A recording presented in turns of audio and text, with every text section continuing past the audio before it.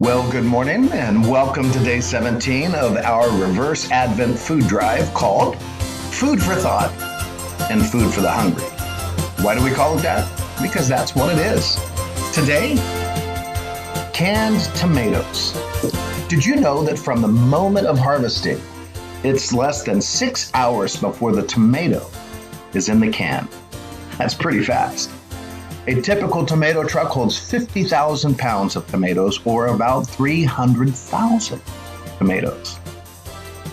During the height of the season, California tomato growers are producing 2 billion pounds of tomatoes per week. That's crazy. Technically, a tomato is a fruit, since it is the ripened ovary of a plant, according to the California Tomato Growers Association.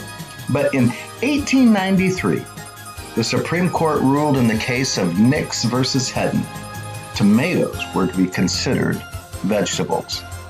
Now, if you find this hard to believe, there's a link to the California Tomato Growers webpage to the Supreme Court ruling. You can read it for yourself. But wait a minute, a tomato is a fruit and a vegetable? How can this be? Oddly enough, this can bump us right into the conversation about the incarnation. Was Jesus God, or was he human?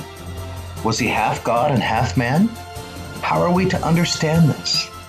Well, most theologians since the early church council of Chalcedon define orthodoxy on this point and say this: Jesus is both 100% God and 100% human.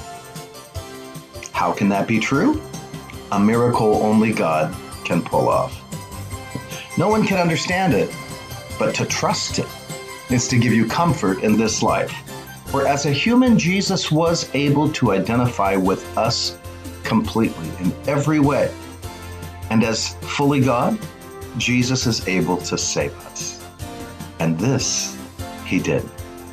Let the lyrics of the praise song, "Lord, I lift your name on high," inform you. You came from heaven to earth to show the way, from the earth to the cross, my debt to pay, from the cross to the grave, from the grave to the sky.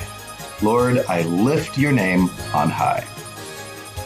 Yes, fully God and fully human, and this is why we and heaven stand in awe at Bethlehem's manger, because something unique in all of human history has happened, and it happened for you. So yeah, go ahead and worship this newborn king. Tomorrow, chicken noodle soup. See you then.